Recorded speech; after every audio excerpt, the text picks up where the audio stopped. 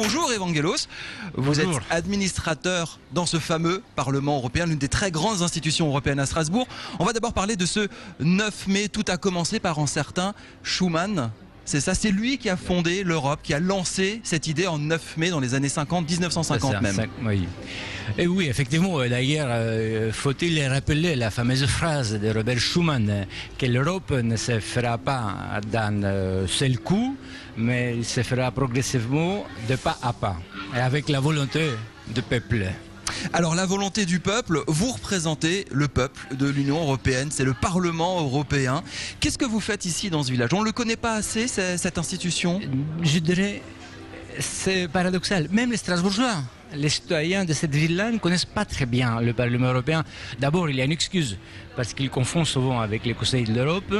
Qu'on ira voir un petit peu plus loin qui est en face. Voilà. Ouais. Et de l'autre côté, c'est vrai aussi que les citoyens se plaignent souvent en disant que c'est une institution, un tour d'ivoire, une institution bien fermée en elle-même. Qu'est-ce qu'on vous pose comme question?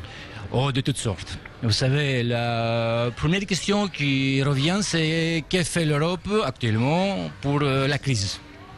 Elle est mal en point, cette Europe. Hein. Exactement. Et en plus, elle est mal aimée, cette belle Europe, je dirais. Mais... Vous sentez une défiance envers l'Europe? Et oui, c'est vrai.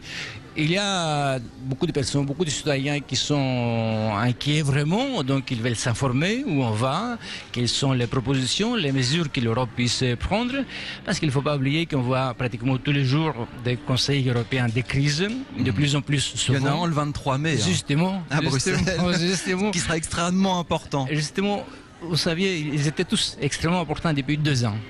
Concernant la crise spécifiquement, parce que les autres questions européennes viennent au second plan. François Hollande, nouveau président de la République en France, ça peut changer quelque chose? Ça peut faire avancer quelque chose, selon vous? Selon moi, je vais bien le croire. Mais rien qu'au niveau d'espoir, oui. Parce qu'il y a François Hollande, il y a aussi, il ne faut pas oublier que les élections législatives en Grèce ont donné des résultats qui ont touché très étonnant. Alors, Evangelos, vous êtes grec, justement. Les Grecs ont voté, on n'arrive pas à faire un gouvernement, on dit que la Grèce ne pourra pas avoir d'argent européen pour s'en sortir. Est-ce que vous êtes inquiet pour votre pays aujourd'hui? Je suis inquiet pour mon pays, évidemment, mais je suis inquiet aussi pour l'Europe quand il réagit de la manière dont vous venez de l'évoquer. Que veut dire?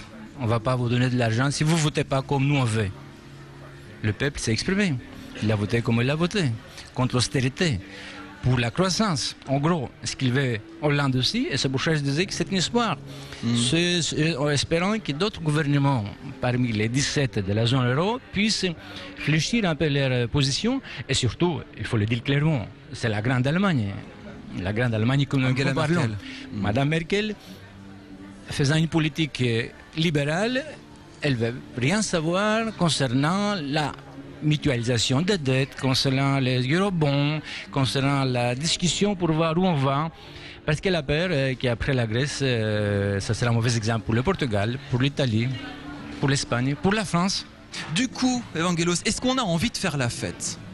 Quand on parle de fête de l'Europe, tout en mois d'animation pour faire découvrir ces institutions européennes à Strasbourg, c'est un peu bizarre quand même de sortir les ballons, les jeux en ce moment capital. Tu as raison, c'est paradoxal. C'est paradoxal. Mais je dirais que c'est maintenant qu'il faut faire la fête. Parce que la fête, c'est pas seulement pour s'amuser, c'est pas seulement pour danser, mais c'est pour se rencontrer, pour se connaître, pour échanger, pour pouvoir comprendre où va cette Europe-là.